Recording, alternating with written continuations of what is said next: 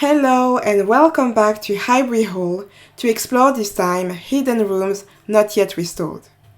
Our tour guide Lucy will take us around the house and tell us more about the history of Highbury Hall and the Chamberlains who lived here around 140 years ago. This is a list of all of the rooms that had bells in the house when the Chamberlain family lived here. So you can see you've got the different, I don't know how they distinguish between the different Miss Chamberlain and Miss Chamberlain and Miss Chamberlain, but you've got the eldest daughter would have had quite a lot of rooms. These are her rooms here, her bedroom and her sitting room, and then all these other rooms. And you'll see lots of them are named after different types of wood. You've got mahogany room, satin room, walnut room. That gives you an indication of how much wood there was in the house. Now, this building is built to a fantastic standard. The workmanship and the craftsmanship was second to none. But since then, there's been no rewiring of the building, no extra things put in underneath the surface. So when we're back here, we can see things like this. Suddenly, we get wires in big clumps because there's not really channels to put them through. Any new addition that's been added to the building hasn't been able to be fully integrated. So during our major restoration, that's the idea, is that we get channels in the walls where we can actually get the heating and the lighting and the electricity to go through those. So you're going to walk now right to the end of the corridor, but keep a look out on your way. Just look at the vast amount of space that we've got on the ground floor as we look this way and that as we go down here. So you've got the kitchen on this side and associated kitchen on that side. You've got rooms dedicated to heating through the pool. Sorry. Big courtyard outside of this house. More and more storage.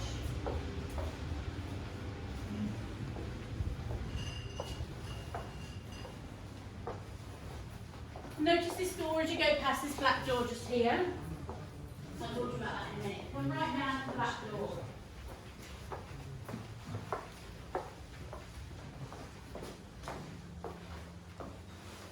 So this is properly the trades entrance of the building. So this door is the back door. It's in a slightly different position when the house was originally built, but this is the door that's been used by staff coming into Highbury for years and years. So we know from the census records and also the bookkeeping records of this house that there was 35 servants working in this house, and 25 of those were dedicated to gardening. So we know that that's a big proportion of those staff that were in and out from the outside all the time. And there was a boot room originally here, and it's still got a boot room, washing machine, shower facilities for staff. So this area is going to become an entrance lobby for all of our garden volunteers. At the moment we've got about 70 gardens volunteers that work on our projects here. At the moment they only come in on a Wednesday and sometimes on a Sunday, but there's a lot of them to get in and get clean rather than traipsing through the building. It'd be nice for them to have a dedicated area. The black door that we went past over there, that's going to be an education entrance to come into the building to do education. When we talk about this place being a place for education, this is the big transformative thing that we're going to do. So up until now, this has been a brilliant venue, hasn't it, for weddings. So many local people will have known people get married here. Also, they do funerals here, conferences, lots of training days, that sort of thing. And obviously now our open days and more of the history. But we really want this to be a centre for education, lifelong learning. So right from preschool, primary school, all the way up university students, adults and older adults, the full gamut of everybody being able to come here and learn more about how our city is run, and learn from the way that Chamberlain brought in new innovations into Birmingham, and the way that still us as individuals have a say in the way that we shape our city. And that's what this building, we hope, will become a real heart of learning, and pulling in extra partners and pulling in other people, but doing a lot of that in-house as well. So if you can imagine people coming in through that door and then using the rooms on this side for education, and then keeping our kitchens to the one side. Because the aim is that when at the moment we're at the phase one of the restoration, what that means is that we have got some funding to do all the research into what it's going to take to restore this building. So survey work to take place, architects to do their drawings, people to come in and make those plans in real fine detail so we can work out exactly how much money it's going to cost. So we can then go away and fundraise for the difference. If we're successful in this phase, we've got now another year to pull together those plans, and at the end of that year we should get around £4 million from the National Lottery Heritage Fund. That will then join some money from Birmingham City Council, around £2 million, and then other funders will come in and take their place in that, raising up to about £8 million to do the restoration. And as we go round, you'll see where that money is going to be really, really needed to be spent. So as you've just seen in that video, in 2020 we were super lucky that we got this a smaller grant to do some repairs on the roof. So a lot of this side of the building has had a new roof, but we'll see why when we go upstairs why that was so needed. So we're going to walk around the building, taking care with our feet, not tripping over things. If it gets really, really dark, put your torches on. Please don't turn on any light switches. Follow me as we go upstairs. Thank you. Just notice how much stuff is stored in all these rooms.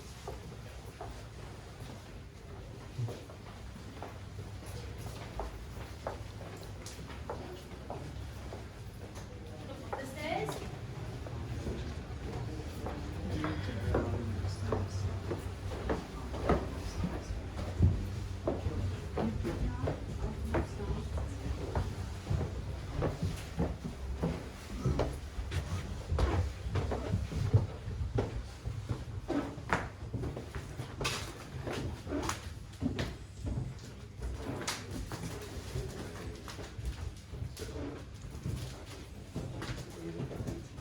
Just ask you, when all those rooms which are used for the catering at the moment become the entertainment Put that the rooms, way the sun sits. where's all the catering stuff moving to? So there will still be space on where the big catering kitchen is at the moment, but we hope we're going to cut down the amount of stuff that we need for catering, and I'll show you later there was going to be another cafe on the other side of the building, so some of it will move over there. So now we're up on the first floor and we've got really exciting plans for this part of the building. This floor and the floor above us are going to become an entrepreneurial wing of the building. So it means local businesses, small companies, local craftspeople can come into these spaces, set up their businesses here, or meet with other like-minded crafters and come together in these kind of collaborative spaces.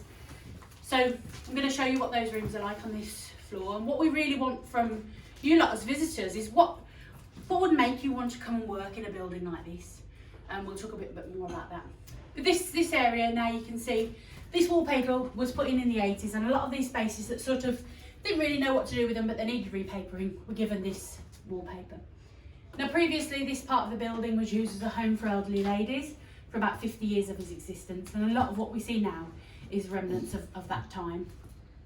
When the Chamberlain family lived here, their servants and their children would have been on this side of the building. So the whole house is designed. When Joseph Chamberlain moved here, he had 6 children and he didn't want them to be seen or heard. So when he wanted to have his political friends and guests come up to Highbury, he wanted to be able to have them in the lovely rooms that looked out over the park, and his servants away in the rooms that were around the back. So they could get from room to room, there's interconnecting doors in a lot of the rooms, without coming out and disturbing any of the formal dinners that he was having. So this whole wing of the house operates almost on its own, and we can go around the whole thing without really stepping back into that main hall, so that we wouldn't interrupt any of those parties, affairs or meetings or whatever was going on. So we're going to go into the first of our rooms, just around the corner here.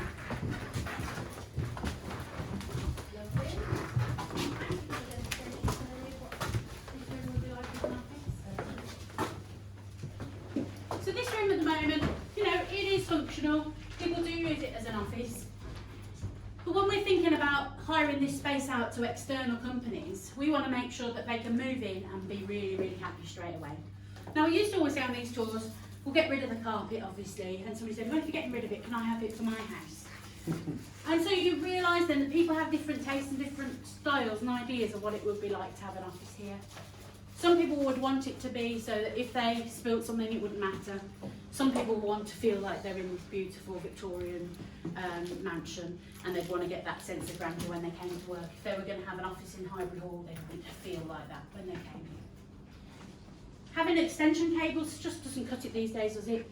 You know, if you're going to hire a brand new restoration, brand new office space, you don't want to be having to wire everything in yourself. So you can see in here, as different periods of restoration have happened, as different technological advances have been happening, things have just been added on the outside, and we hope that during the restoration a lot of that will be pushed into the walls and make a lot more seamless within the building.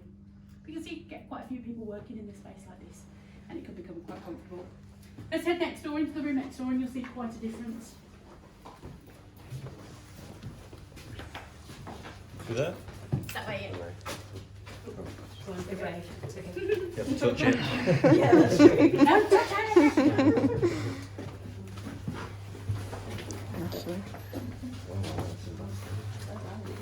So here we are, the bits we keep hidden.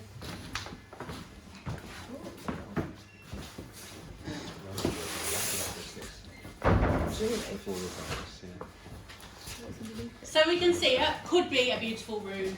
At the moment it's not a beautiful room.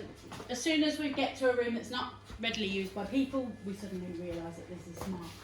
We can. Also we've got this huge server in the corner of the building to keep all the online things happening, technological words. But this room is in a really poor state. High windows because we think this used to be a nursery in here, so we didn't want the children up too high.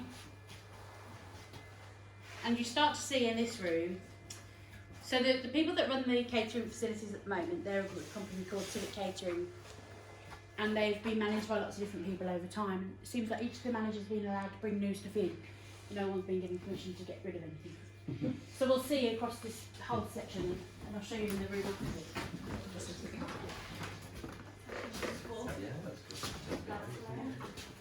You know, you can only have so many people at the wedding. You can only drink so many glasses of wine. So there's just, you can see a lot of damage happening in the corner of this room as well. And a lot of investigation has happened in these rooms to try and find out what is the root problem of all the damp that we've been having on this side of the building. Let's head to the room at the end and we'll see why a lot of that damage has happened. So in here, oh, they've done a lot of clearing. Oh, every time I come in here it's totally different. There was boxes right the way up to the door.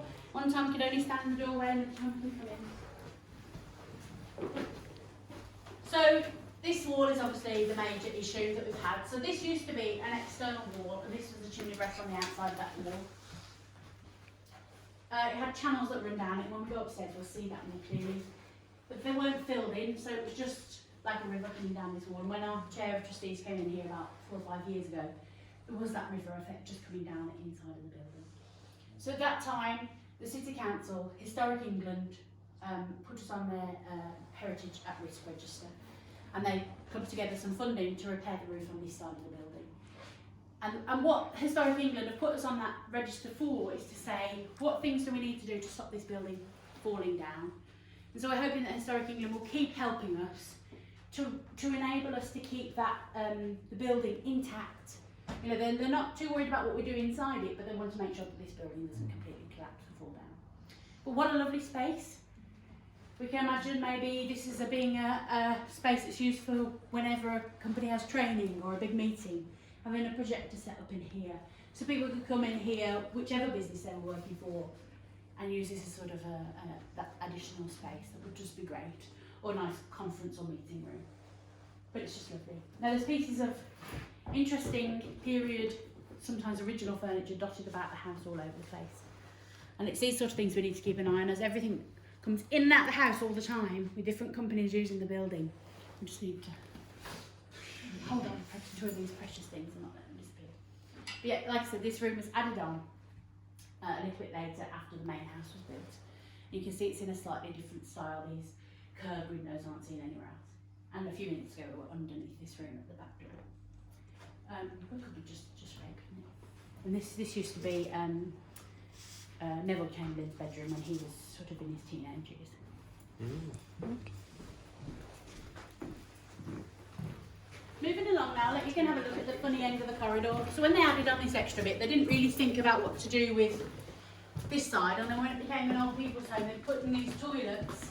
You sort of got this funny bit at the end. So another thing that we need to know is, if you're coming to work in a place like this, how many toilets do you actually need? All those practical questions, you know. If we're going to have, let's say, 20 employees, do they need a little kitchenette here? What sort of toilet facilities do they have? Do they have any joint storage systems? Where are they going to put all their stuff? All of those questions need to start being answered. To make it really, really good. You know, there's such a lot of competition in that market nowadays. We need to make sure that our offer has that extra, that wow factor, but also that functionality, you know, no messing, you know, you've got to spend 20 minutes trying to lock the building up by yourself every night. You can't find anywhere to put your bag down and all of that sort of stuff that just makes it difficult to go to work. Are they going to do the car park at all as well, like resurfacing there? Because that really brings it down, right? Yeah, so the driveway and the car park, we've done most of the driveway. Once that caretaker's house has been knocked down, we'll have a look at that in a minute. Then the driveway will then sweep around and come through where the caretaker's house is, and all of that side will be a new car park on that side, yeah. And there'll be a car park on this side of the building as well. Let's head on upstairs to the next floor. This floor will be accessible by lift. So the next floor won't be in this. He's going to get it done and do what you can through it. Thank you.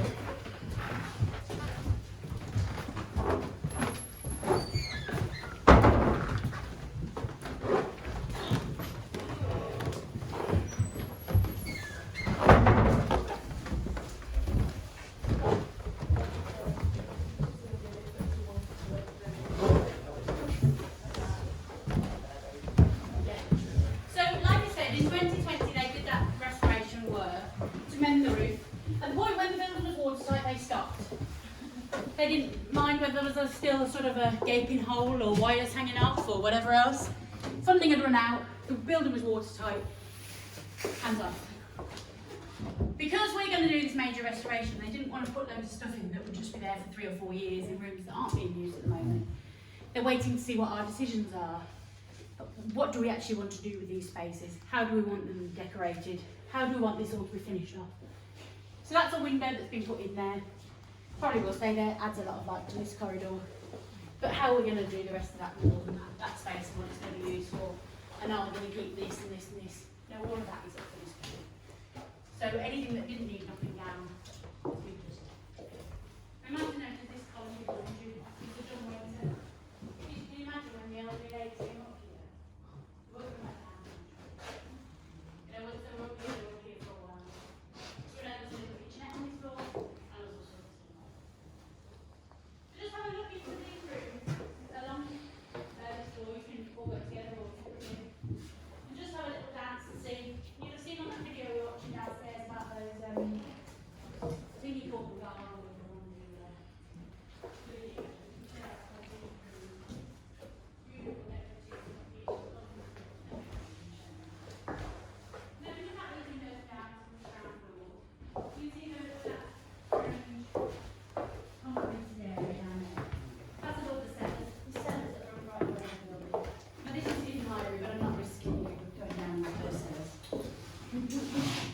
Maybe one day we'll have a specialist who will do a cellar's tour. But I mean, you can stand up in them, they're decent sized, good cellar, but and they're very extensive.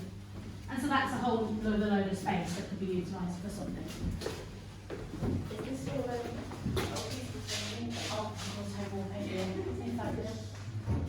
let's look at this way.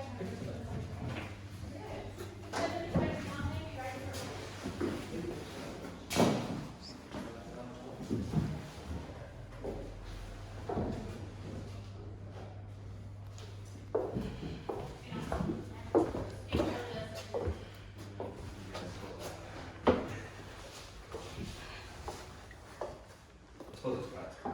Maybe kept the cellar dry out at this stage. Yeah, I don't know what this. Yeah. I've never been to cellars myself, I can't tell you what they're like. What's this building again here? So originally, Joseph Chamberlain's brother lived on this side, and that's another reason why none of the rooms could give visitors space this way, because he didn't want to say, I live next door to my brother. You know, he wanted to say, I live on this grand estate that takes up the whole of Birmingham. Oh, relatives, yes, in the country, yes, over here, not opposite. But now that's, it's just accommodation, well, not open accommodation, houses, very expensive apartments, privately owned apartments. It's quite domineering, isn't it? It's quite a big new house. You think they'll be flooding over here every day for seeing gates, but they've got their own grounds and live inside there. It's quite a different view than the Chamberlain. There's another map. Don't we all take that?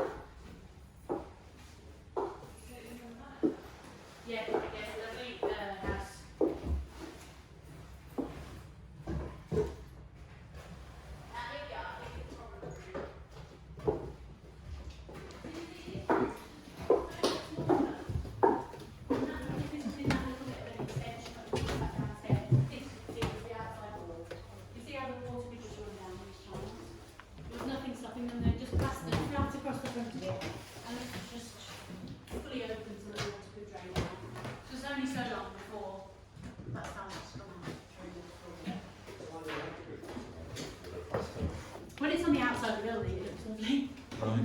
But, something to do with the heat conduction, Okay. chimney breasts. Hmm. But this is very different. The window just doesn't let in enough light as the rest of the building does. You can just feel that it's not in the original architect's design to do it like this. Come into the room next door and then we'll go across the hall.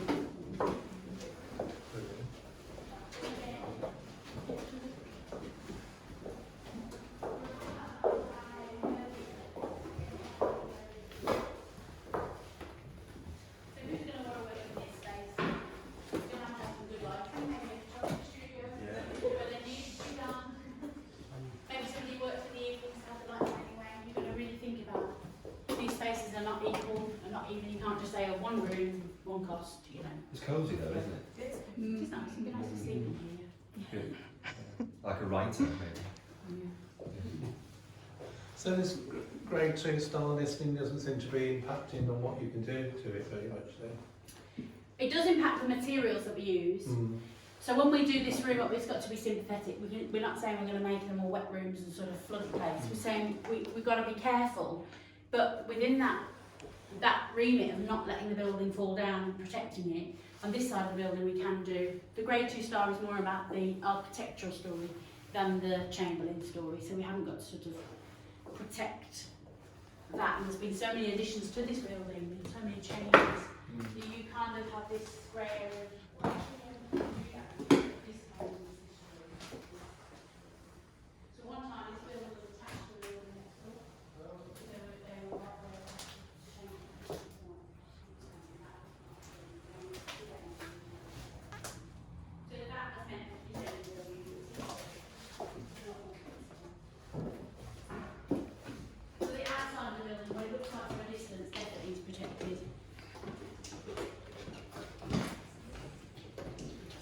What happened in the history of the building that allowed it to get into this state? So, well, let's come into this room and you can see the history of it. You know, what was it? Sometimes we don't like people that anymore. I can never understand how such beautiful places. Yeah. At some point we're allowed to get into the full state. I don't know how it happened. So, this house was owned by the Chamberlain family up until 1915, at which time they put it into a trust of, in a trust called the Highbury Trust, which had 4 trustees, one of which was a representative of Birmingham City Council, one of which was the Lord Mayor of Birmingham, another Chamberlain family member and a Cadbury family member. Cadbury family member, Chamberlain family member and Lord Mayor gave it up, leaving it with the City Council.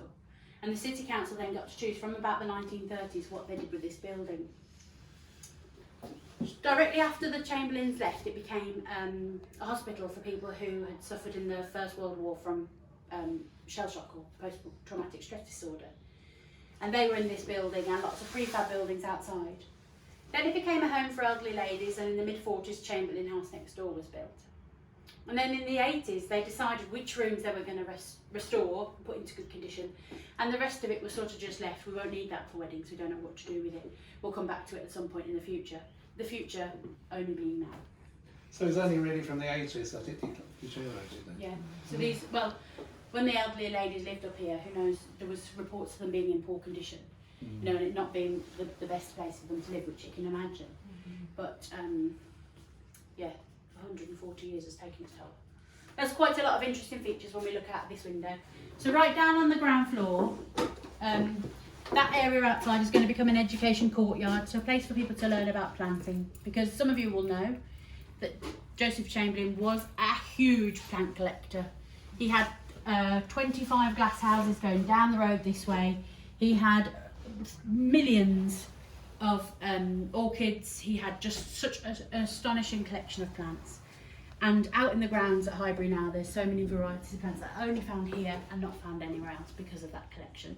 Lots of hybridisation, lots and lots of different varieties. So out here will be a learning courtyard to do with the gardening aspect. Now, can you all see that little door over there, up on the side? There's a little door. On the other side of that door, it says. Don't open. No, it says push. If in fire, push this door. So don't take anybody in that room, just in case.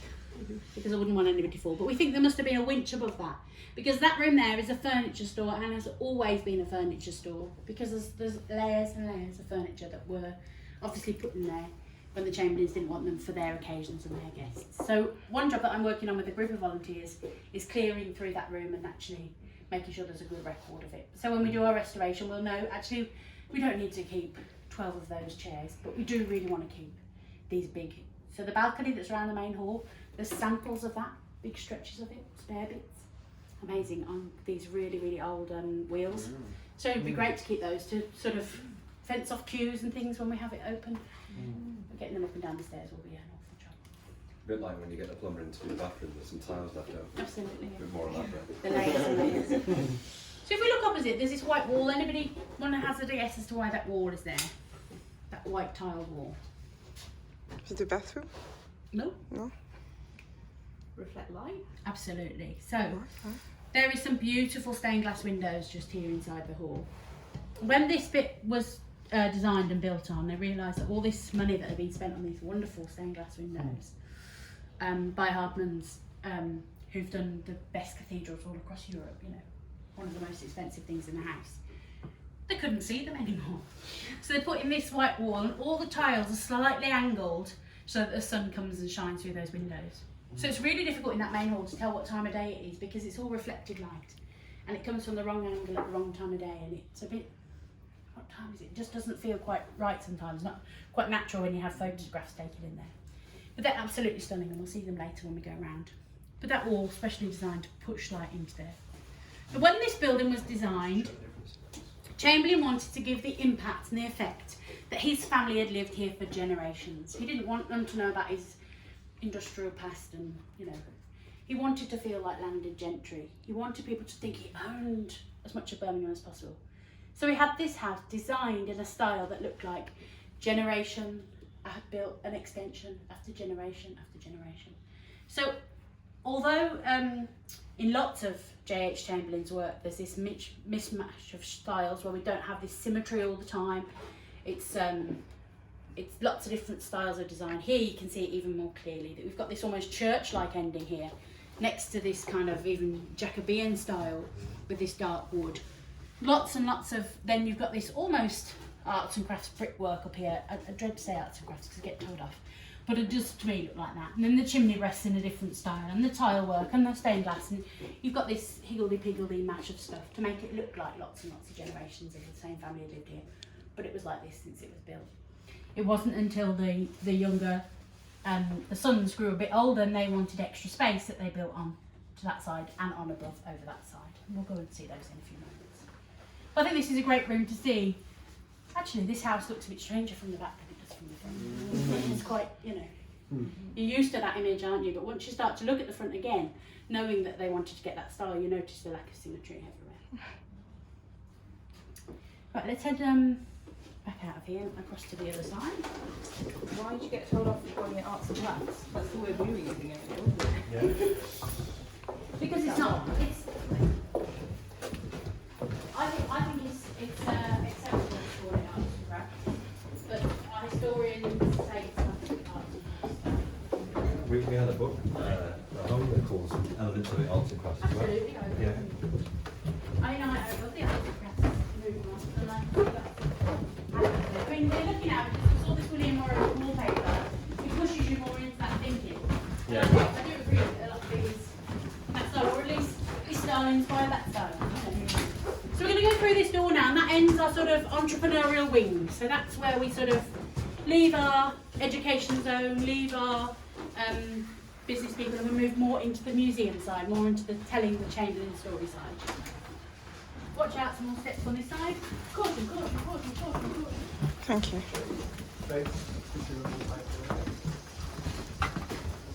Just pop your head in here and have a look up.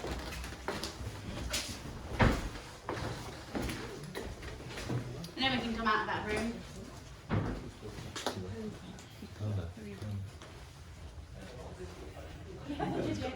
It's lovely, isn't it? Yeah. Slightly more than that one. Yeah, I was going to say, bygone probably. Absolutely. Oh, is it? That's what maybe we looked at. Have a little look at the window. So again, this is a beautiful feature, isn't it? But when we put it in, did we think about who's going to clean the glass? Who was going to repair it when it got damaged? Right in the middle of the building. Very important. This spot next door.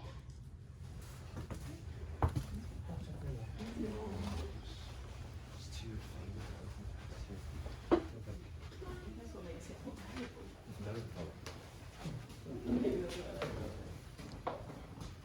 This room is the only room that we as the Chamberlain Library Trust have all the time. So this is our room that we use for planning our sessions and storing our equipment. So I'm going to show you some architectural plans and designs now. So we're in different early versions of plans everywhere, because when the yellow rooms are rooms that were always used by the public, rooms that have stayed in full function, or will stay in full function. And then there's other bits that have chopped and changed over time. So we are currently in this room just here. This room is going to be an interpretation space. Now when we talk about interpretation, information tells you something. Interpretation allows you to think about what you're looking at. So it raises questions, it puts information before you, but then it asks you to question that information that you're given. And there's so much about the Chamberlain family, isn't there? There's not just Joseph Chamberlain, but there's Austin, Neville Chamberlain, and the other 4 daughters that are all got really, really interesting stories. And the whole family, the industrial connections, the political connections, the religious connections across the city. So we need as much space as possible to be able to tell that story, but not so it's in your face when you come in for a wedding. So the plan is that when we open after our restoration, is that we open Sunday, Monday, Tuesday, Wednesday. Then Thursdays, Fridays, Saturdays are all for weddings, and then we'll reopen on a Sunday again. So we're sort of just over half balanced for museum and then the weddings. There's a lot of difficult history to tell when you look at the Chamberlain family, with all of them. And Joseph Chamberlain in particular was colonial secretary and went across the empire making massive, massive monumental changes. And we're finding out about more and more of them all the time. So one of the more recent things that we found out was that the 99-year lease of Hong Kong to the British Empire that just finished in 2007, that lease was signed by Joseph Chamberlain. Oh, wow. Who knew? It was only when we had a new member of our board who's from Hong Kong that he let us know that, yeah, there's loads of Chamberlain stuff in Hong Kong. You think, what? And then you get those connections. Obviously in South Africa, the Boer War, hugely responsible. Joseph Chamberlain was really driving that forward and looking at new techniques, new ways of devastating the land so that crops couldn't grow in that part of the world. All sorts of different changes that have happened across the world have got that Chamberlain legacy attached to them. When we want to tell that story, we don't really want to tell that story in the room where someone's going to get married. We want to have spaces available to do that. Similarly with the Birmingham story, the reason we've got water, the reason we've got gas in our houses in Birmingham. This also was the first house in Birmingham to have electricity. Just 2 or 3 years after it was built, Chamberlain had lots of the house taken out to put in electric lighting because he wanted to be the first in Birmingham in domestic property to have it. So, libraries in Birmingham, free schooling in Birmingham, the council house, Corporation Street, so many things in our city that we just walk past and take for granted are down to Chamberlain, and of course the people that worked around him. And that story's not really being told anywhere, so we need to tell it in this house. But we've got very few rooms to tell it in at the moment, but we're hoping that this room, the room next door, the bathroom next door, the rooms across the corridor, we'll be able to have lots more spaces to tell that story. Some people think we should knock them all through and have a big thing to walk around. I think we should keep them small, separate rooms to tell the separate bits of the story. So by the time you visited the whole place, you're join the story all back together. Especially about Austin and Neville, whose stories are so different and in a different era, really. So the plan was originally to have a big tea rooms, separate from the building, where people would come in this way through the park. You can imagine the front of the house going right the way along to the end of the house, past the drawing room, and coming in through a welcome entrance there. Then coming into this drawing room on this side, entering the building this way, and going that way to a tea room. Tea room was going to be beautiful. We had all the plans ready. Where have they gone? I think they might be over there behind you. Beautiful glass roofs, reminiscent of the tea rooms in, reminiscent of the houses, the glass houses that they had. Beautiful, beautiful tea rooms. Cost us over £1 million then, 6-7 years ago. Now goodness knows how much they cost. So that idea is on the back burner until we sold a lot more tea and coffee. A few slices of cake and we'll be there. What about greenhouses? So we're not going to ever have the money or the ability to barge through that what is now a school next door and rebuild them. But we do want to get glass and we do want to get plants into this building. It's a really important part, and I'll talk to you about that, and you'll have heard it on your tour this morning, hopefully, that when the ladies were in the drawing room, the withdrawing room, after dinner, they didn't want to go into the greenhouse and get all sweaty and hot, but they had brilliant windows and glass doors across there, so you could see all the plants without having to go in there and get too warm. So that plan's on the back foot. So the plan at the moment is to put our tea rooms into the drawing room, which is a beautiful room, but unfortunately it is the place of slices for the weddings. So again, it's a space that will need to convert at the weekend. Right. Anything else I want to tell you about this room? This room was Austin Chamberlain's bedroom when he first moved to the house. When it was a military hospital, this became the room where they did the surgery. There was a big medical centre set up in this room, and they did proper amputations and all sorts of things in this room. And it's also the warmest room in the house, and the room I have to spend the most time in. So let's talk about the heating. Unfortunately, this heating for this building is controlled centrally in Lancaster Circus. It's turned on the 1st of November, it's turned off on the 31st of April. 31st of April, yeah. And it's this hot. Is that part of the district heating? No. Yeah, so everything is controlled. It used to be all the schools as well. The schools have all become independent and taken their own heating back at this building, unfortunately. So if we want to be cooler, we have to break the heating and get an engineer to come out and repair it, or try and get them in Lancaster Circus to turn it off. And it's just, I mean, I've had this window open since 9 o'clock this morning. It's still ridiculous. And it's just a waste, isn't it? All those rooms that we were in upstairs all had their heating on. Yeah. We're paying for that. Putin's laughing. It's our council taxes paying for it. So we know that when we take over the building, our heating costs aren't going to go up. They're going to come down because we've got to fulfil our funding, and also because we're people with a conscience going to put a lot more sustainable efforts into this building. We're not going to have windows open above radiators. Well, why is it just so difficult for them to not turn it off? And even when you phone, they say, "Oh, but nobody will be able to turn it on again until Friday. You sure you don't want it to be warm? I've heard it's going to be cold. You know, just turn it off and turn it back on tomorrow morning, please." I don't understand. It's so hot. And when they come out and they say, "Oh yeah, it's terrible, isn't it? I'll do something about it." Right, we're going to head off down that little corridor on the opposite side, and let's go into our little warren of rooms.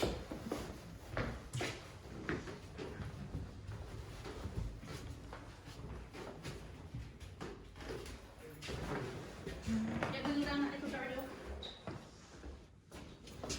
Just and pop into that room. There we can see out the window over there. So lots of little rooms over here. Now I like this room. I like this room because you can see lovely stained glass, you can see the stonework, you can see the woodwork. Got all this old lovely furniture in here. But unfortunately you can still see that caretaker's house out there. In the 1960s, some wisecracker thought it'd be a good idea to build a building directly outside the front. And that was because the driveway had started to close down with trees growing over it. So this has always been a beautiful view all the way down to the lodge from this window, where you can see people coming and going. We think this must have been either a very nosy older child who liked the view, or the butler's room where you could see all the way down the drive and be able to see who was coming. So the plan is that building gets knocked down. It was due for February, then May, now probably October, because I think there's bats nesting in the roof when there isn't. Spend a lot of time in that house. But there used to be people, when this was an old people's home, a family used to live in there, and the daughter of that family is still in touch with us and tells us lots about what the place was like in that era. That's really important to its history. The Chamberlains only lived here for 40 years. We want to know those echoes of history that come through. Been a wedding venue for the last 40 years. Next year we're going to have a big celebration of all the weddings that have happened here. It's going to be a really fantastic event. So the driveway will come up, swing around here and come out just opposite the front door where those 4 trees are there. Those 4 trees will go, that house behind will go, and then this whole side will become a nice big car park. This room hopefully will become my office and I'll be able to see. And you give it the nosy one. I'm already the nosy one. So we're going to head down the corridor that way into the next room that you come across. It does get a bit dark down this corridor.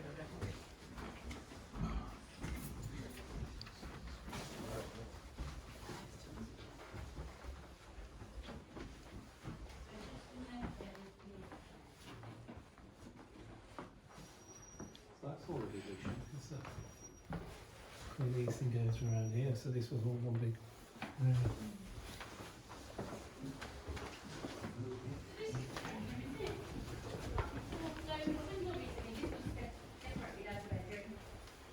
At the moment, the council house is having its full rewiring and it's due to open again this month. And the Lord Mayor of Birmingham and his staff moved to Highbury while it was closed to take up their residence here at Highbury, which we didn't mind too much, but it's the presumption that the Lord Mayor can just pop back whenever he likes. So Joseph Chamberlain and his son were Lord Mayor, were Mayor of Birmingham before it was City and after. And the desk that the Lord Mayor uses is actually Joseph Chamberlain's desk, and we've got a replica here at Highbury. But this place, I told you earlier that it was the sole trustee at the moment is the City Council. And during this time, since the 80s that it's been used by the council, they've used it for 3-day interview panels for their core team, for their chief execs. They've used it as away days, retreat centres, conferences, you name it. The City Council have used this place for whatever they want to use it for, and nobody else has been able to get a key. Remember, the family left it for the benefit of the people of Birmingham, not the City Council staff. So we're really keen that the City Council staff now ask permission. They request this building for their use. We're not saying we're not going to give it to them. City Council do great things, help out a lot, but it's not a guarantee that they are going to just be able to use this building for whatever they want. So we're glad to have the Lord Mayor and his team here at the moment. We're also glad that they're leaving at the end of the month. Because at the moment we have to go through them to organise anything. When the Lord Mayor comes, he expects us all to bow and curtsy, you know, and it just is not the atmosphere that we want to get across. This is going to be a place for the community, for us all to come and spend time. So this is sort of the end of our very, very secret bit of this wing of the house. We're going to move now into the main hall and then across to the other wing on the other side of the house. So yeah, we're going to go somewhere quite different. Are we supposed to sue this? It's always down the bits. I don't know why they have it so prominent. Like they've got to be able to get hands on it immediately. It's for when the Oh, the death of the Queen. when she passes. Wow, that's Yes, interesting. yes. So, Thank you. 6 children and 35 staff. 12 of whom live here. London Bridge. Please rest in Actually, yeah, get the train. Yeah. Thank you. Destroy our phones on the exit. Yeah.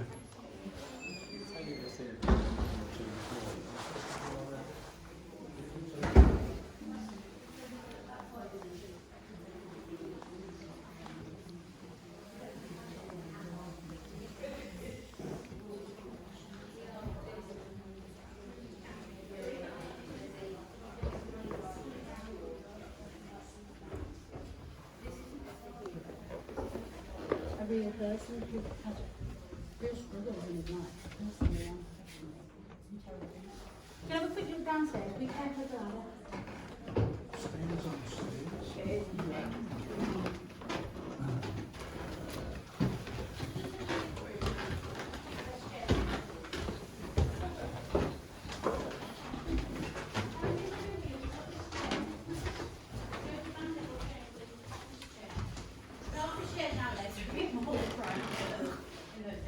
Surprising, isn't But unfortunately, it's got very, very poor there because people who used to do drawers here said, take a seat and change his chair. So once everybody took a seat, it started to get into poor condition. I can see you on the repair shop programme taking that in. Yeah, that's the sort of thing we need, isn't it? A few tears about it. You'll A lot of these sort of things are going to take a lot of money to repair. We don't want to take away money that could be spent on the building just doing one chair. Yeah. But we need projects like that. Oh, somebody's put some horrible cleaner in here. So this side of the building, have we come past the stairs yet? Did you see the spiral stairs? Yeah. Get so used to, oh, it's just a spiral staircase. So this spiral staircase was added. This whole bit of the building was added by Neville and Austin Chamberlain when they got too old to the house of their sisters. They had this extra bit.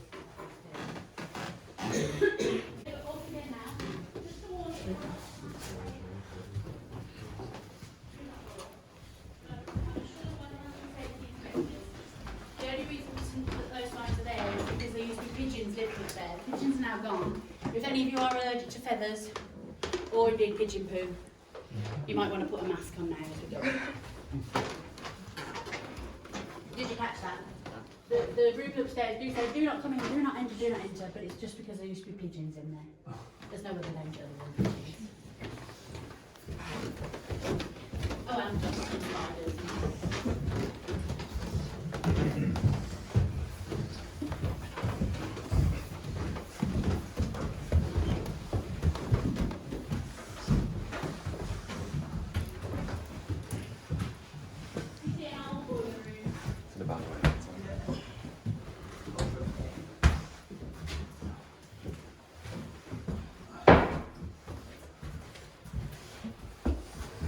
Thank you. If you look at this window, you can see where the bay window was added on, but the stone window remains behind. That's quite an unusual look that you don't get from inside of the house, really.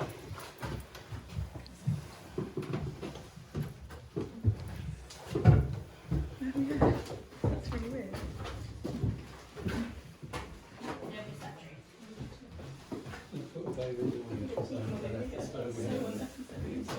You notice how cool it is, how warm it would be. It's not too bad, is it?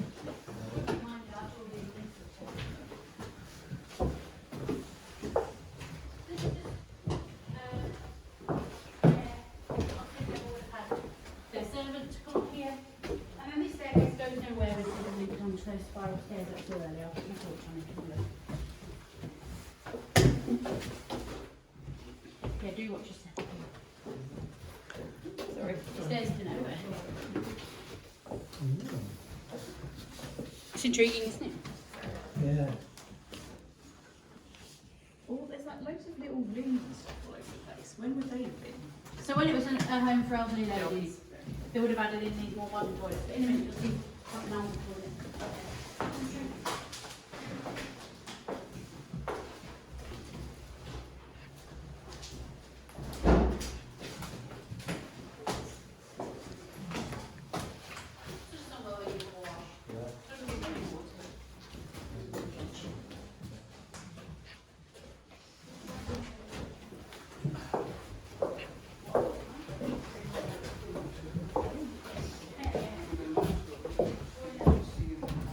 Thank you.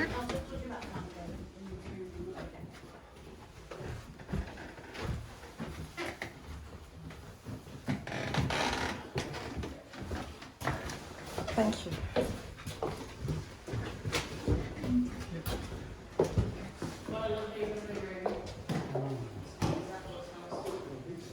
Now at the moment we don't have any plans for these rooms up here. We think we can scrape together enough money to do the rooms that you can see on your main tour and the rooms that we went to downstairs. This part of the house, it's just that extra push and we haven't quite 100% nailed what we're going to do with them. The suggestions out there like it being a nice place for brides to come after the wedding ceremony, to have this like little honeymoon suite for a couple of days, we could stay up here. But that's a whole different level of looking after a building. You know, what do they do about breakfast? Do you have somebody on staff all night? Security? So yeah, going anything to do with hotelling is a completely different set of staff that we need. So at the moment, and probably in this next phase of restoration, this won't be included. From this window though, if we look down, we can see this courtyard will become a tea room courtyard. So some of it will be covered, and it'll be planted up much nicer. And have really nice seats out there that people can have drinks all year round, bring their dogs through. And then that entrance I talked about for the toilets is just around the corner there. If we look across now, the school next door in Chamberlain House, been a school for about the last 5 or 6 years. But you can imagine these glass houses would have run from here all the way down to where you can see the lampposts at the end of the street.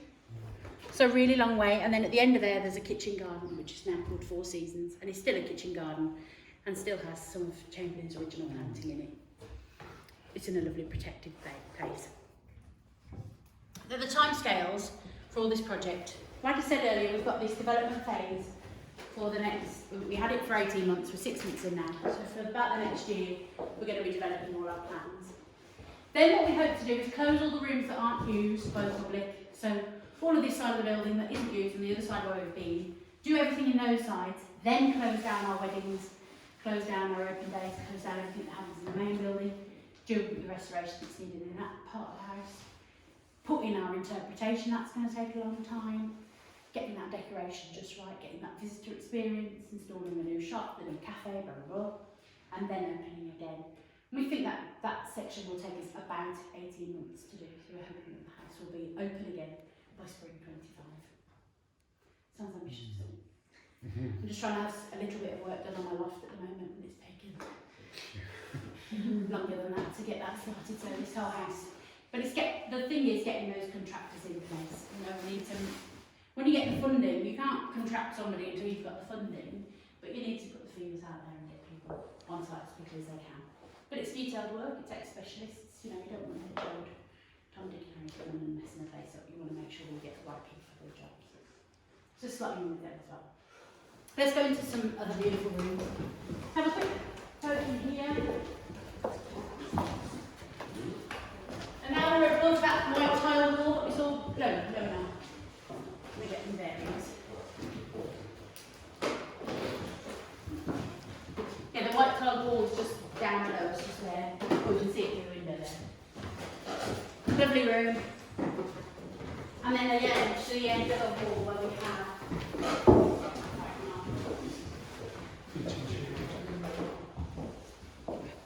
that's the view that the change to deceive everybody was fully theirs.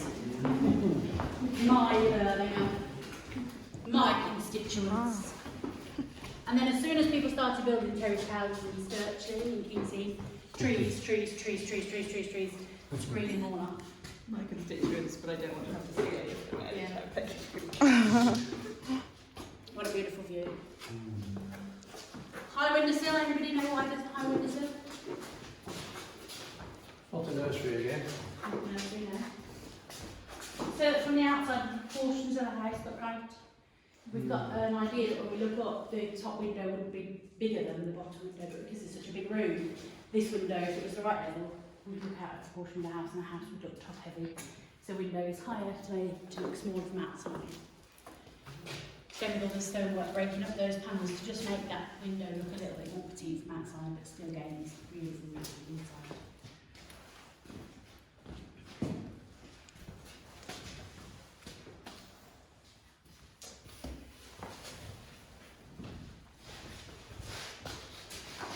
It's interesting wallpaper in here, isn't it? This is number 91, so it was used as a room for elderly ladies. Any rooms that have got a number in the door. I'm not sure what era this wallpaper is from. Feels sort of 1910s to me, which would be the right era for when they would have lived up here. But just have that vibe to it. But it could be 1940s or so. What age did you say? 1910s. Oh, yeah. It's not less than that. Do you think so? Yeah. What would you say? I don't know, 40s. Yeah, well that's the second getting year. And that's when changing house next door was built and they would move people up here. With all these revivals, it's hard to say what's what, but yeah. The glitziness of it does feel. Right then, we're going to head back downstairs now. I'm going to show you a few things on the ground floor. So there used to be two big windows on either side here, and this door, and you can see that in this photograph here. Now these photographs are fantastic. When Joseph Chamberlain married his third wife, Mary Endicott, she lived in America, and he sent her over, he commissioned a photographer to take photos of the whole house and his children, send over to us saying, would you like to come and be the lady of this house? And they're a brilliant record for us. Now the first set of photos, he didn't like them, so they're even better record, because it's all the bits of the house that Joseph didn't want people to see. And the second set, which are on the walls here, you can see, well, this picture actually has Mary in it, so this is after she arrived. But you can see that sofa that's in the middle, we now have that back in our possession. It was sold in 1915. It's been going around different people's houses in Oxfordshire and came back to us last year. But I was talking about the windows, let's get back to topic. So windows on either side would have given you that view out without having to get hot and sweaty out there. You could have just looked at the wonderful farmhouses. And you can see this room was grand, you know, it wasn't just a bit of a greenhouse. It was a grand space that had fountains and all sorts in, huge palms. We've got to recreate that somehow, haven't we? So we're going to reinstate these windows, but this window is going to be a servery back into this room. So when this room becomes a cafe, people will be able to serve the drinks into this room. When it's weddings, it'll all shut and it'll look like a beautiful palm house, same on the other side. And we'll have this sense that you can eat in here, or you can eat and it can serve you when you're outside as well in that courtyard. So even when this room's being used, you can still go to the house and use that cafe. Very last place I want to show you, bottom of the spiral staircase that we saw earlier. It's just through the door. Come on through. Very, very practical space we're in now. Here we are in the most practical room in the whole building. This is our chair and table store, and it's great because it accesses into that room and into the other room. This is great for that multifunctional change. Today it's got to be this, tomorrow it's got to be that. And then here we have this staircase, the spiral staircase that we can see from the top. So that bit will be screened off, and then that bit out there and that room next door will become the toilets that people can use. You're welcome to go through the door and look at it.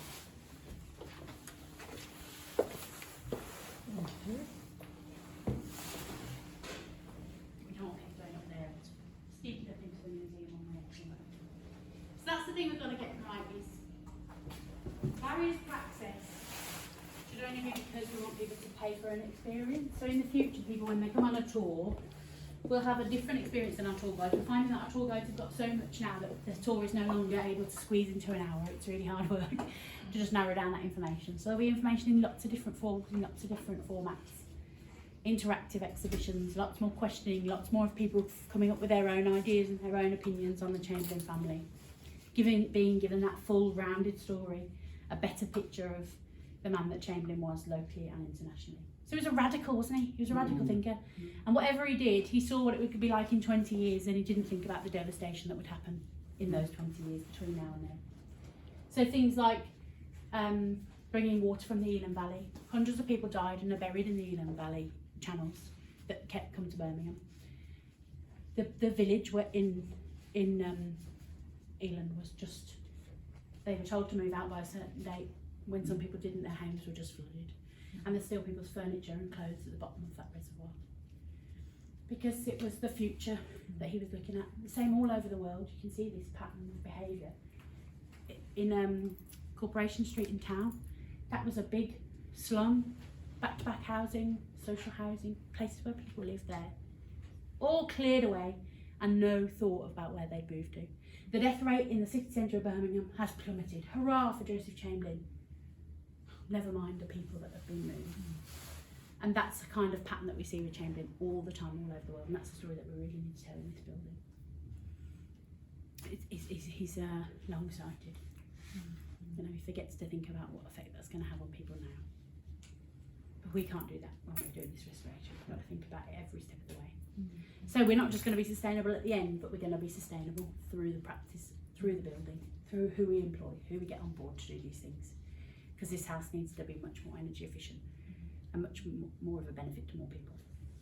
We're going to go next door. We're just going to sit down for a couple of minutes and talk about what we've seen. I can get one of these cool tables in the Thanks.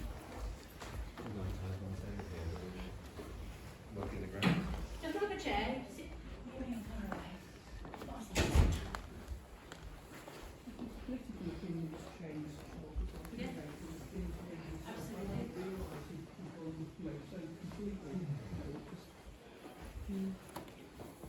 And I think he's sort of more, rather than sticking to a particular political ideology, he was like, well, at the moment this suits me because these are the plans that I want to do.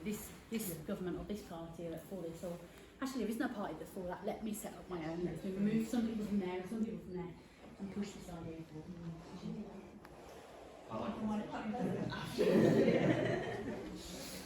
So I want to talk to you about what do you think about that then? What has surprised you? What's been interesting? What ideas do you have? It's not just a one-way thing, this tour. Give me something back. I think the car park is a big one actually, because when you approach it, it feels a bit like it's practical and not really presented in a way that's like attractive, or you know, like if it was gravel, or if it was, you know, rather than just like bits of concrete and tarmac, that definitely would make a big difference because like you say, you're in a setting where there's the school next door, like it's no longer a sort of semi-rural area, so you can sort of like almost create the illusion that it is when people come here, which you get when you're in the windows looking out. You know, it's not until the upper floor that you see the buildings now. I think that's quite nice actually. That entrance is really important, isn't it? So when Chamberlain lived there for a long time after he had that beautiful drive, he said when he brought people up by the train stations, which we haven't reinstated, it's just on the other side of the park. When it's reinstated, it's going to drop you into the park. You'll have to walk out of the park. I think it's lovely. But he used to take people in their carriages around as many corners as possible to give them the illusion that he didn't live really close to the train station and right in the centre, if you can see. So he'd take them around as many corners as possible, all the way around to the drive, to then come down rather than a quick way across. And I think that gives you a sense that he wanted people to get that feeling when they arrived, that they'd, you know, finally we've arrived at this place. And, oh, let me take you back, you must have had such a long journey. I think like so many sort of national trust and historic houses, you know, you're aware what wonderful houses they are, but you see so little of them, you know, and I think that's been particularly nice today to see all these sort of hidden away bits. I think that's been really good. So we're hoping that every room will be able to have people in it. There won't be any bit of the house that's dangerous, or, you know, you'll need somebody to show you to it, or it'll be, you know, off limits or behind glass or anything. I suppose accessibility then, that's one of the big issues, isn't it? For people that aren't able to make the stairs. So we're really limited at the moment before the restoration happens. But we are hoping with this lift that can go up, we're going to have 2 lifts in the building. There'll be one that's in the gents' toilets down on this side, so you can go to them both parts of the museum by that. And then another one in that enterprise hub that will take people up and down on that side. So there'll be a whole separate entrance for those people that come into that enterprise hub as well, which I think will really help. Yeah. Rather than having to come through and wiggle through back corridors. And from a security point of view as well, that they know that they're just in that bit and there's a receptionist there to welcome them, and you know, we've got all of that sort of stuff. It's nice that you're welcoming people to come in and use the toilets. You know, there's so many places that have got signs up saying, you know, these are for customers only kind of thing. Well, the perceptions, I mean, I've used this park a lot, and the Dublin perception I've had is that, oh, it's a bit off limits coming up here. And I saw the cafe board a few months ago, and I thought, oh, actually, you can actually venture onto the lawns there. Yeah, when I started working here 3.5 years ago, at the bottom of the lawn there was a sign saying private, do not enter. And I immediately kicked the sign down and said, my job is literally to make sure people can come into this building, so bye-bye sign. And that's really, really important. There isn't any distinction. It's all looked after by Birmingham City Council Parks Department. It's all being given to the people of Birmingham. Yeah, of course, if a bride's having her photos taken in the middle of the lawn, don't let your dog poo behind her. But you don't need to be not able to walk in the whole of this part of the ground because there might be an event on. But there's respecting people that have hired it, that's fine. But it's not off limits to people, and that's really important. I think, you know, since a lot of that part of the building is going to be like utility rooms, really, in the sense you say, whether it's companies, training, or whatever else. So they're not going to be where people come to look around anyway, are they? You don't want to look at the suite of computers and whatever. So those other ones that aren't being used, especially on the top floor, I think it'd be particularly nice if, and they're nicer rooms anyway, if they could be, you've got to earn some money, and I wouldn't give up so readily on this weddings thing and people staying there like in Eastern Castle, you go and have a look. So those rooms are beautifully done, but obviously people can go around and still see them. So that might be a good use, because you get to see them, because they'll be done up beautifully, won't they? So you'll get to see them, monitor and appreciate the house. And that's important. But you'll still get some money from them as well. Do you know what the rooms will look like?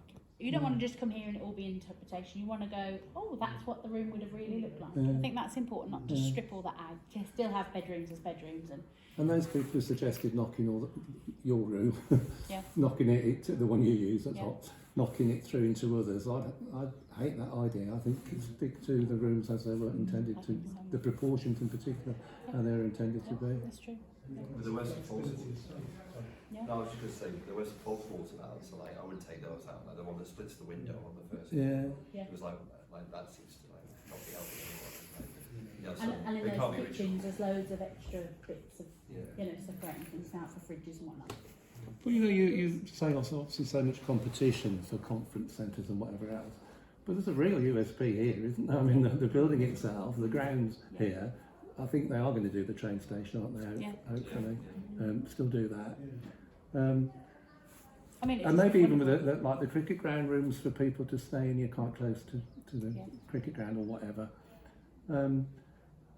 So although there's a lot of competition, there's some things really are unique for here, aren't they? Definitely. Imagine having an office here and being able to pop down to the cafe for lunch, go out for a walk in the garden, meet people after work, you know, it'd just be lovely. I'm trying eventually 10 minutes into New Street and Central. Yeah. Those rooms as well, I don't know how you make this something you could sustain in terms of financing it, but because it's such a lovely building and it's such a lovely place, it'd be nice if you could come and just like, I don't know, sit on a chair and read a book or study or something if you wanted to. So I don't know, you can have some kind of, I don't know, like membership system if you just finance it so that people could come and just use it as a space if they wanted to. At the moment, there's the Moseley Hive in Moseley. I don't know if you've been there, but it's just on the high street. The shop's waiting planning permission, so rather than it being closed, they've left it open to the public. I was running some events in there, and some students just came and said, "Can we get a coffee in here?" They said, "Oh yeah, it's pay as you feel. There's a kettle over there," and they made their own coffee, and then they just sat there for about 3 hours, and then they sort of looked at me and said, "Should we go now? Because it feels a bit awkward because you're running an event." So that's absolutely fine to stay, and that's a lovely thing to be able to do, isn't it? More places where you don't feel obliged to pay a lot of money just to be in them. And that's what library movement was all about, you know, having a free place to be. Well, I'm surprised you don't charge for the tours. You know, I've been on the other tour and this one, and I'm surprised. You know, I was quite taken aback when I was sort of paying for the person who booked it, and they said, "Oh, there's no charge." You know, At the moment, Other things that seem to be successful elsewhere are when they have like residencies. So for people who are interested in horticulture, you can have them stay here. You don't have to have got married. You could come because you want to work on learn about plants and whatever else, hanging baskets, you know, things like that, or the cookery things. They seem to work when they say that's a weekend, and so no weddings or whatever for that week or two. We're focusing on people applying to come and learn about the gardens and gardening and whatever. we make me all excited. I think also having each of the rooms themed on one of the different plants this year would be lovely, wouldn't it? Just to have those colours brought in different ways. Yeah, there's a great history to building there. So those links. Oh, there's so many things. You can sort of, plus it's just a wonderful building. Isn't it just beautiful? Well, any other ideas, please keep feeding them through to me and I'll keep pushing them. So I'm the activities planner, so I'm not supposed to get involved in architectural decisions. I'm only supposed to put things on in the building, but there's no such people need a nudge, don't they? Yeah, they do. And also, I'm sort of the conduit to push people's views and thoughts from the public to the people who are making these decisions, because we're not building this place for the trustees that are here now, we're building it for people who are going to use it in the future. So the more people that can tell us what to do with it, the better. You know, if we can know that that's actually, 5 people on 5 different tours all said that they'd like it to be like this, then we've got a good place to go with it. So there might still on sort of activities for the children, mothers and babies and something. Bring the community in. So my very first thing that I did before I worked here, I used to work for a company called Bark to Baby, which do children's concerts all over the country. Mainly they did them in Buckingham Palace and the Albert Hall and all sorts of places. And I worked for them before I worked here. So I came here to ask if they had a piano. I've ended up working here for years doing all sorts of things. I think, wow, okay. So that is something that we really want to go back to, because it's a lovely space for bringing people in. There's a lot of people around here with a little bit of money that can happily come and spend the morning and do events. And that's the thing that we've got to get the balance now. With what should we be charging for things?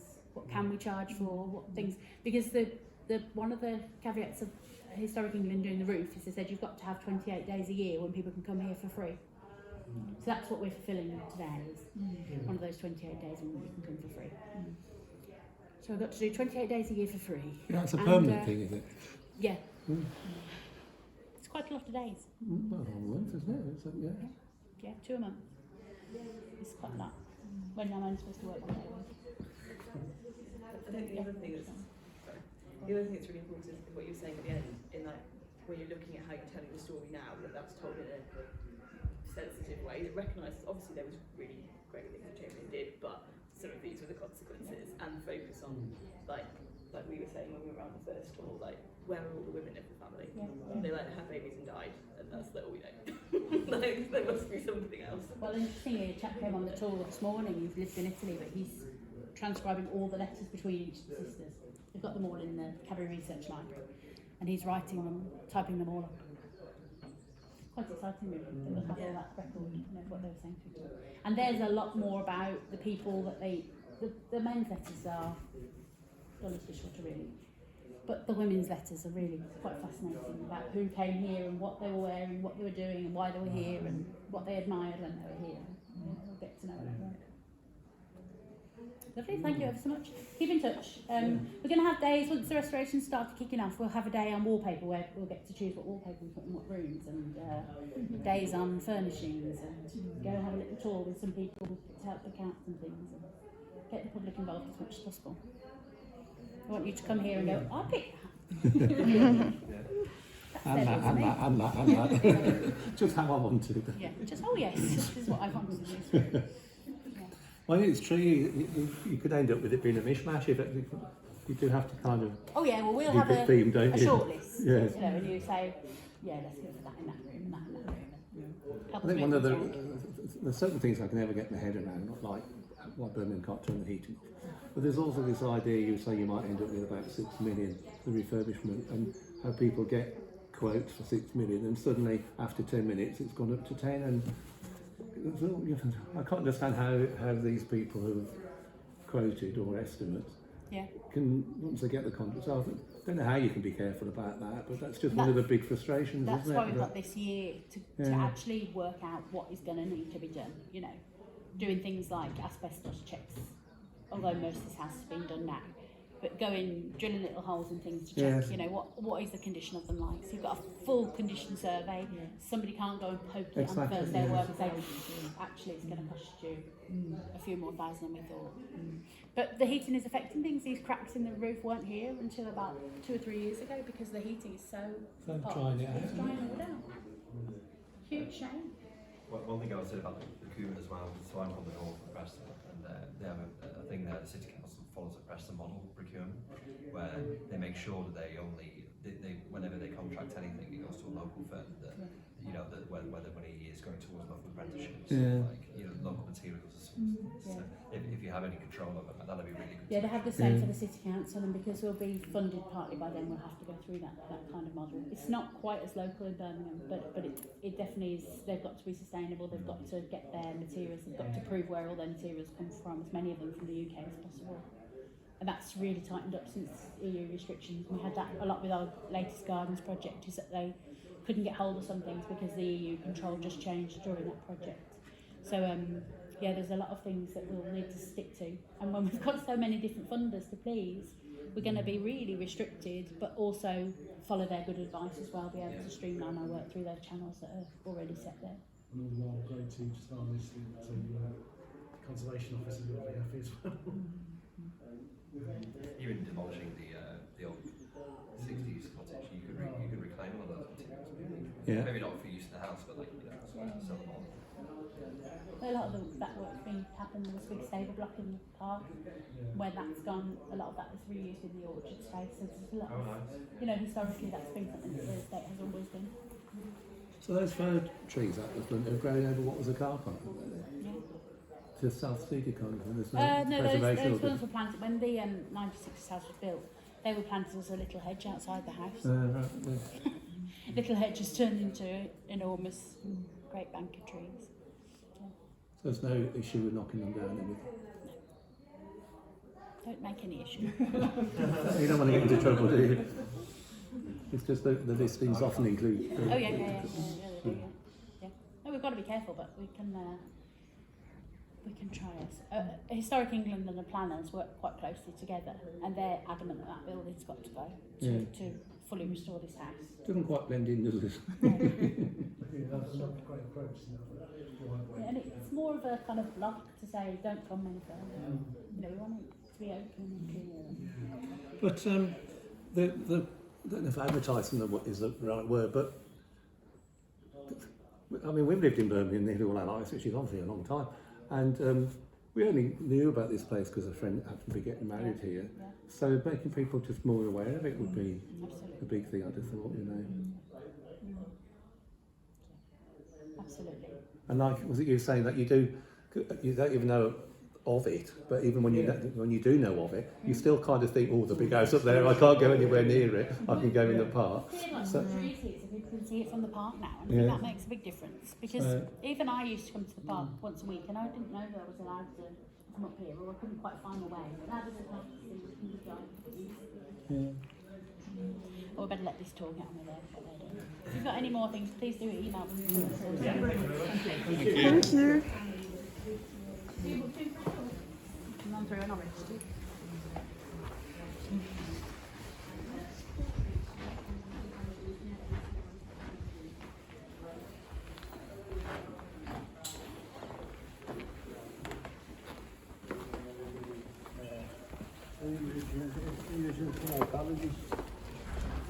He must have made it, then he used the back, must have been, he did it,